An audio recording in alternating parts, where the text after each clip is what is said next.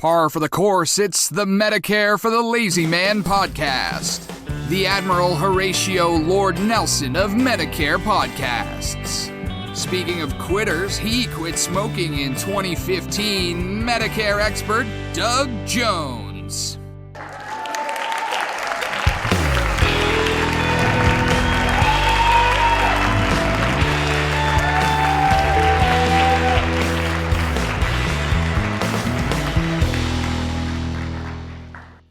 Well, hello, everybody. Ladies and gentlemen, welcome to the Medicare for the Lazy Man podcast again. We are so happy to have you joining us today. We're here to talk about Medicare and whatever other silly subjects come to mind. This is the opportunity that you have to learn that Medicare is not going to be a scary thing for you to approach. In fact, with our professional guidance, you're going to find yourself crossing the threshold between Obamacare and Medicare almost seamlessly. And you'll look in your rearview mirror and see that that was not a really scary proposition at all. I am your Medicare expert, Doug Jones, as my Canadian nephew probably just told you. And I am here to promote the knowledge that you're going to find in my book, Medicare for the Lazy Man. It's available on sale at Amazon and barnesandnoble.com. Amazon has 4 different iterations. It has a paperback. It has a Kindle ebook version. It has a hardcover for the first time ever, and it has an audio book. So if you want to just listen to the Medicare for the Lazy Man 2022, you can do that. Just close your eyes, lay back, and listen to my dulcet tones read the book for you. Now, the problem is that they're a little lax, they're a little slow in getting the audio book on the sales page where it should be. But if you go to Amazon.com and put in the search window, Medicare for the Lazy Man 2022, you're going to find that collection of books, and I hope you find them to be helpful. Within each of those books is a reminder that I am able to help you acquire the Medicare insurance that you might need to fulfill all of your Medicare protection. When you get Medicare, that's not the end of it, because Medicare coverage has a lot of gaps and flaws. So you're going to need some other coverages that are fairly inexpensive to complete the protection. And that's what I specialize in. So I also specialize in asking my broadcast or my podcast engineer to play our 30-second radio spot. I'm going to do that now. And the way I ask him is to quiet down. Medicare is complicated. Medicare can be confusing. Medicare is no fun to study. Will you know what decisions to make when Medicare time arrives for you? My name is Doug Jones, and I wrote a book to help you figure it all out. Medicare for the Lazy Man. It's on sale at Amazon and barnesandnoble.com. Also, you can download and listen to my podcast, Medicare for the Lazy Man, wherever fine podcasts are given away free of charge. Medicare for the Lazy Man, simplest and easiest guide ever. There you go. He got the message, and you got to hear the 30-second radio spot. Pretty much a synopsis of the ways that you can access the information that we have to offer. Randy, thank you for playing that radio spot. I never get tired of listening to that with the 5-man band, the combo in the background. I think we refer to them as the Rolling Stones. I hope they never find out that I'm not paying any royalties for the use of their music. How are things today? Good. Let's see, what is today? Today's Thursday. Oh my gosh. We're almost at the end of a broadcasting week already. We certainly are. I also noticed that we had a stellar day in podcast downloads on Easter Sunday. And normally I get the most severe critic to listen to our podcast episode before I post them. And generally speaking, I post them in the evening. For Monday's episode, I would post it on Sunday evening. But in this case, I did the Monday episode a day early. I did it on Sunday morning, which happened to be Easter Sunday. And I'm wondering if it might not be a good idea to always do them a day early, because we had a major increase in downloads and presumably listeners, I guess. I think that's a good idea. We should we should trot that out and see what happens. All right, let's run it up the flagpole and see if anybody salutes it. Yeah. Hey, I've got exciting news for you today. This is the favorite topic of the Medicare for the Lazy Man podcast that your buddies down at the Buffalo Chip are always anxious to hear. It's mailbag. Oh, I know. I know. You know, bottom line, I was in there over the weekend for just a little bit of a visit. They just about grabbed me by the shirt collar and threw me out because they have gone wanting for mailbag items lately. Well, as I explained to you, many of our people, I'm selling lots of insurance, acquiring new clients all the time, but many of the people go to the excellent website that you and your lovely staff designed. And so they're not really communicating with me in letter form. They're not saying, "Dear Doug, here's my question." They're saying, "I'm going to answer this question and that question, this question, that question. Then I'm going to push this button and the questionnaire will arrive on Doug's computer completely securely." So they're not offering me the opportunity to learn the details about their situation. They're just saying, "Here's my date of birth. Here's where I live. Tell me what it would cost. Thank you very much." And so that's why we have less mailbag content than we used to have. But I got a few now. And we can actually go through them if you'd like. So I think, just in honor of the Buffalo Chip, let's just make sure that all the guys at the Chip, the Buffalo Chip in Cave Creek, Arizona, listen up, because we're going to meet your requirements for some mailbaggers. I can hear them replaying this now. Everybody's going, "Shh, let's listen. Let's listen carefully." Shh. Here it is. Buffalo, they're reading the mailbag items. Hold on, guys. Boy, oh boy. All righty. The first one we have is from a gentleman named Jules. And I gave Jules a shout out a couple of episodes ago because he has become one of our favorite listeners, or certainly our most loyal listeners, along with some other names that you've heard in the past. Our Steve from Texas, and we've got our gentleman from New Jersey whose brother also contacted me, Dominic Regina. And so Jules has joined the stellar ranks of regular listeners. And so earlier this month, he wrote me, and I numbered all of the entries so that I would read them in order. But he said he was responding to something that I told him earlier. So on April 4th, he said, "As ever, thank you for your confident reassurances." He says, "I'm new to the game and have been dealing only with the VA, the Veterans Administration, in the past, to which there were no costs to track, no sites to visit, etc. I think what happened was he said, 'Hey, I've got some medical.'" Oh, I remember what happened. I read this one when it first happened.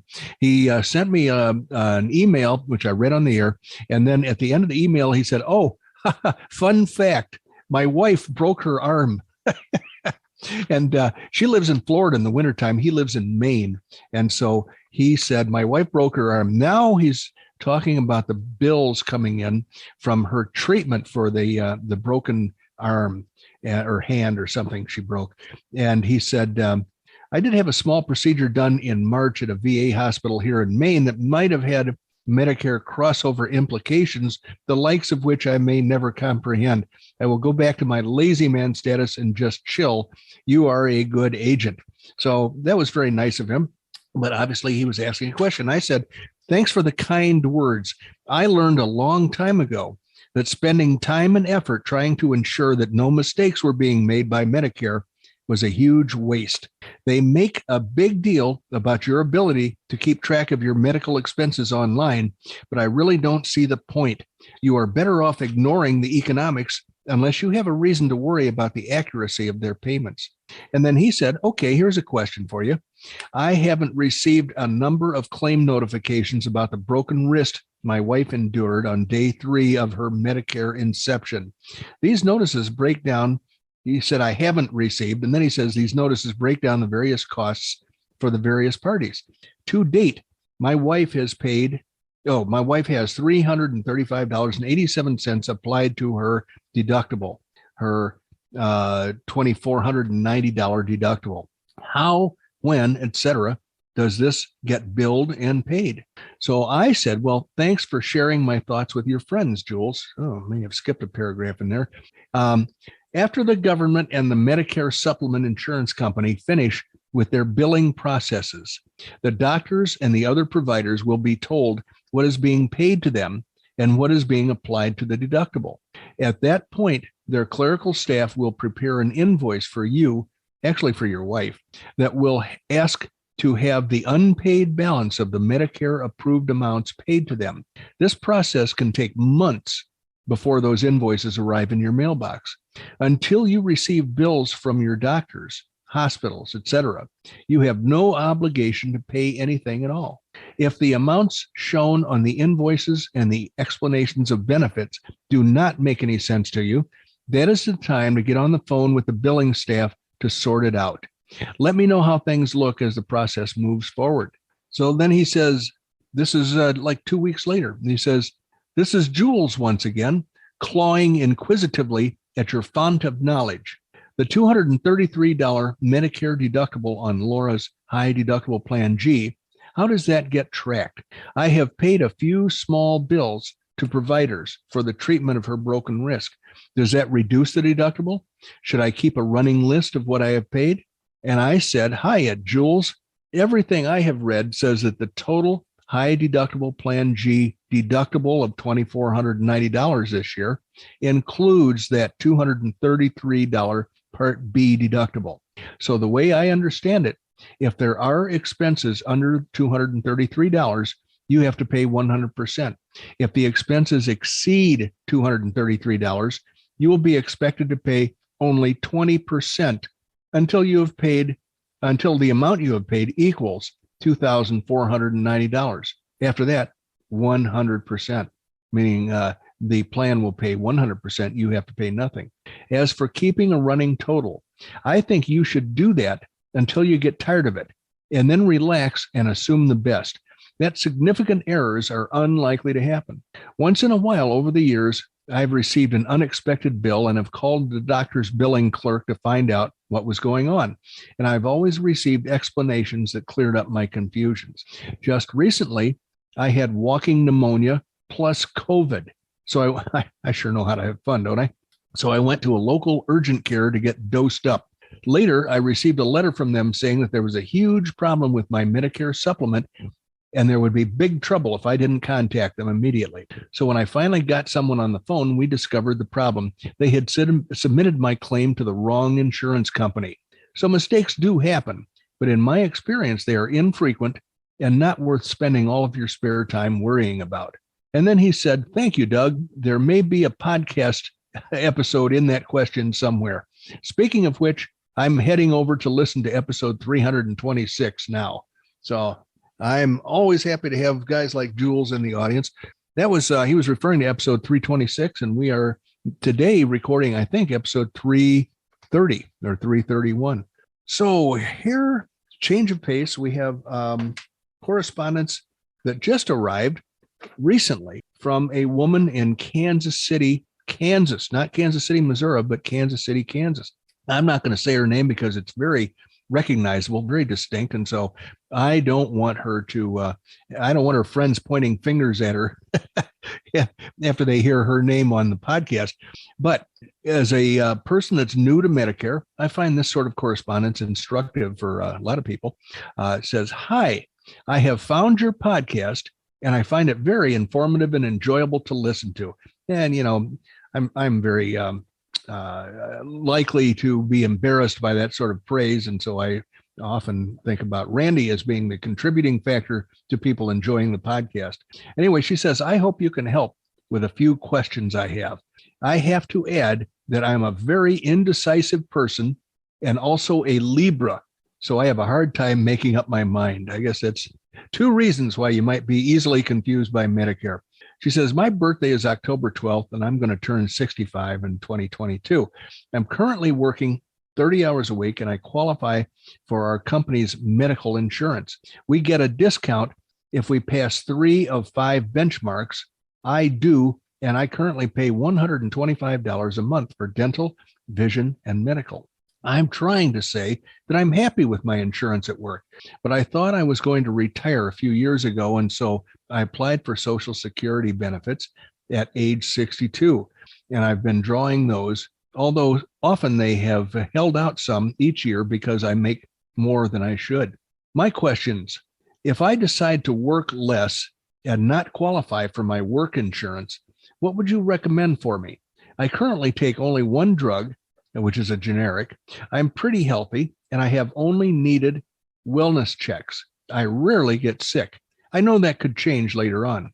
Or if I decide to keep working and keep my insurance at work for a while, when do I work less, or when I do decide to work less or retire, will I still be able to pick up insurance without having a health question or health questionnaire? And would I be able to get Part D without penalty? And when would I have to do that? I could decide to quit my work insurance a month after 65 or 6 months or a year. I just can't decide what I want to do. I'm not sure, but if you understand all my questions, I hope you can help. If it would be better to call you, I could do that. And she said, I live in Kansas City, Kansas. So I said, thanks for writing and thanks for the kind words about the podcast. I have some excellent news. You're sitting in the catbird seat holding all the cards. The primary decision for you is whether and when you want to slow down or retire. If you enjoy your work, and if that continues, then keep working until they carry you out of there feet first, I should have said.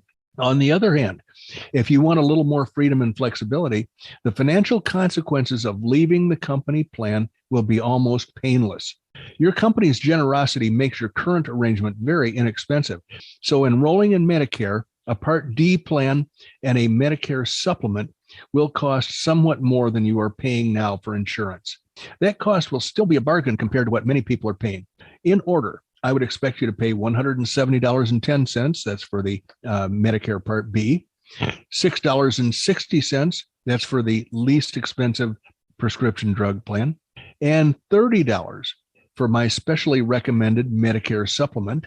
And then dental is harder to predict, but the Cadillac plan that I offer would cost about $50, $55 a month. Assuming your company has more than 20 employees on the plan, you need not do anything about enrolling in Medicare until you decide on a date to leave your employer plan. At that point, because you have been actively at work and covered by creditable coverage, you can transfer seamlessly from your current coverage to Medicare without any concern about medical history. Your choice is to make that change on October 1st or any month of your choice after that. My only suggestion would be to enroll online in Part A of Medicare sometime next August or September for an October 1st start date because it is free of charge. That is not a critical decision, however. If you have any other questions, please be sure to let me know. If you prefer to have a phone conversation, I'm happy to do that as well. When your target date to slow down or retire approaches, I would be honored to assist you in acquiring your Medicare-related insurance.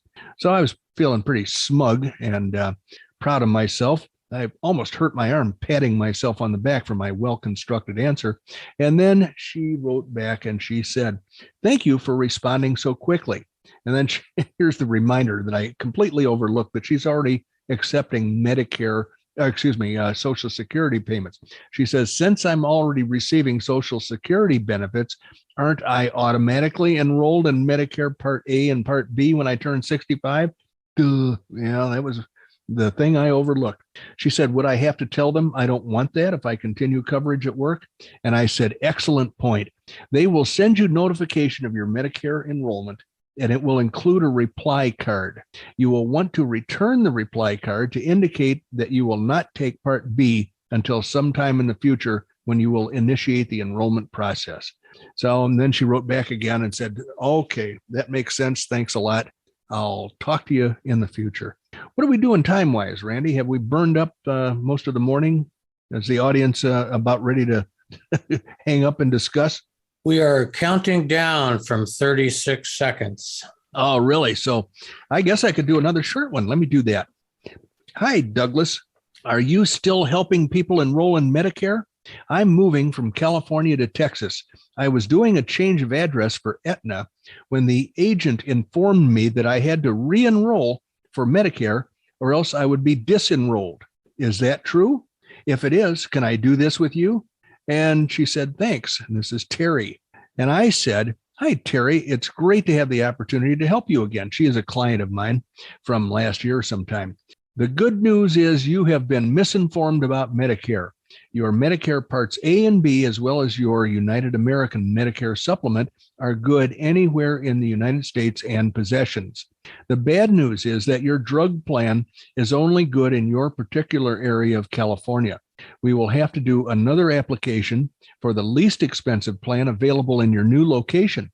It's likely to be the same plan from the same company, but when you return the attached questionnaire, I will run it through the black box and we'll see what the result is. And so I did that, and I was right. The same company that she has offers the least expensive Part D prescription drug coverage for her in her new location in Texas. And so we had to fill out a new application, although it seems to me now I should check on the status because I have not seen her name float to the surface in my pile of work to do. So I'm gonna consider that a reminder to follow up and see where we are with Teri's application. So now I bet we've crossed over that magical line. The crickets have chirped. I haven't heard those crickets in so long, I've forgotten what they sound like. I always try to catch it before they go if I have my mic open, but every once in a while they'll sneak past me. But then you get to hear them, but I'm yakking away over here and I don't get to hear them. So it's a nice little time. It's better than a clanging alarm or, a buzzer of some kind. That's true. Speaking now, obviously crickets are different than locusts. Yes, they are. I read someplace on the internet the other day that I don't know whether this was just a particular area or whether it was just in general, but I read somewhere on the internet the other day that we as in the United States population has accomplished basically killing off the locusts. Really? I don't think that's true at all. The biggest batch of locusts come out every 17 years in most places, but there is also a smaller batch that comes out every 13 years. And then there are a lot of confused locusts that come out here and there willy-nilly. And so, frankly, I don't think that we've killed them all. They're just hiding from us. Oh, well, that could be. That's a good idea. I'm going to have to do a little bit more research on that because when I initially read that, Doug, we've managed to kill off all the locusts. I go, nah, that can't be right. Exactly right. It's a bunch of tree huggers that are telling you that to scare you into giving money to their favorite causes, just like the polar bears. They've been saying the polar bears are dying off, and that's a load of crap. There are more polar bears out there now than there ever used to be. So I believe you're drawing information from unreliable sources. That would be my guess. You're probably absolutely right on with that, because I'm going to have to check it out. I really hate to think we've killed all the locusts because it kind of makes me sad that every 17 years I don't have to look for them. No, that's you can start looking for them every 13 and 17. When I was, I think, 7 years old, so I'm going to guess 1955. I told you that my parents gave me a pup tent for Christmas. I was so excited that summer I was going to sleep in my pup tent every night. Well, that was the first year I had ever seen locusts. We had moved to Illinois from Oklahoma, and my tent filled up with locusts that crawled up out of the ground and thought they were flying up to the branches of the mature oak trees on our property, our 4 acres in Wayne, Illinois. But no, they just wound up crawling out of the ground and flying up to the tent material. And then they shed their skin. And frankly, the inside of my pup tent was all full of these ugly skins of locusts. And they were just so disgusting to a little kid like me that I never used my tent ever again. That sounds like a nightmare. Most children would say, oh my God, there's all kinds of locust skeletons hanging on the inside of my tent. I'm going to be marred for life. Well, that's kind of what it was, but you make it sound weirder than I thought about it at the time. So you make it sound like I'm a little pussy, and I probably was. Man, those things were frightening. But then Yeah. I wound up getting married, and we lived in a place that was in Illinois, and they said, oh boy, the 17-year locusts are coming out this year. And I thought, hell, I'm packing up and I'm going someplace where they don't have locusts. But it turned out I didn't have to do that because our 6-acre property had been part of a pasture.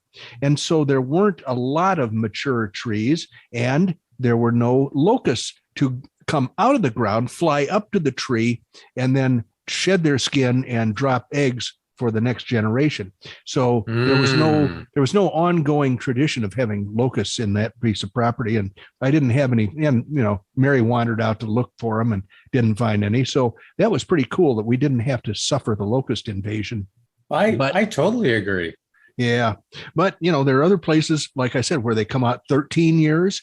Sometimes they come out at 13 and 17. And so they come out at the same time every, 112 years or something. I saw the math on it one time, and I don't know what the computation there is, but I know that 1955 was my horrifying year.